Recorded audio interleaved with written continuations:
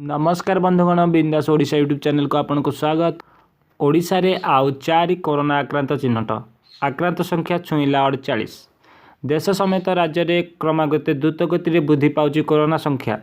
बुधवार ओडिशा रे 4 आक्रांत चिन्हट होइछि, जहाँ फल संख्या बढ़ी 48 को। बुधवार राज्य में 408 सैंपल टेस्ट करने को दिया, से 402टी नेगेटिव बाहर बेले एवं 6 गोटी पॉजिटिव बाहर। सूचनायोग्य ओडिशा रे वर्तमान 48 को कोरोना आक्रांत चिन्हट होइछन्ति। एथिमध्यरु 2 स्वस्थ होइछन्ति, जनकर मृत्यु घटी। वर्तमान 45 सक्रिय कोरोना मामला राज्य में रही। अन्य पक्षे राज्य में कोरोना आक्रांत संख्या वृद्धि पाउथिबारु आज पुणी एप्रिल 30 जाए लॉकडाउन वृद्धि करा जायछि। मुख्यमंत्री नवीन पट्टनायक केंद्र सरकार को अपील करछन्ति जे एप्रिल 30 जाए ट्रेन विमान बंदर चालू न करा जाओ।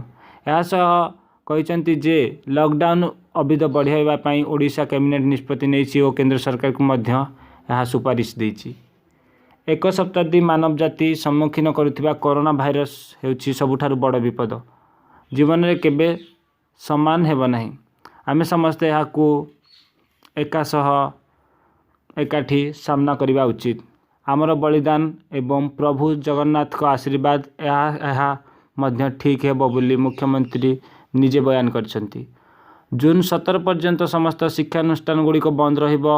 लोक मानकर खाद्य निरापद अत्यंत गुरुत्वपूर्ण। कृषि पशुपालन मनरेगा संबंध में कार्यकल्पित सामाजिक दूरता नियम अनुमित पालन करियो बोली राज्य सरकार कहछन्ति।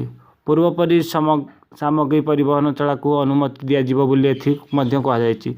वीडियो भल लागिले प्लीज लाइक करंतु एवं कमेंट करंतु, शेयर करंतु। आम चैनल को नुआ आछन्ते सब्सक्राइब करंतु। एही पर लेटेस्ट वीडियो पाइबा पई। जय जगन्नाथ, वंदे उत्कल जननी।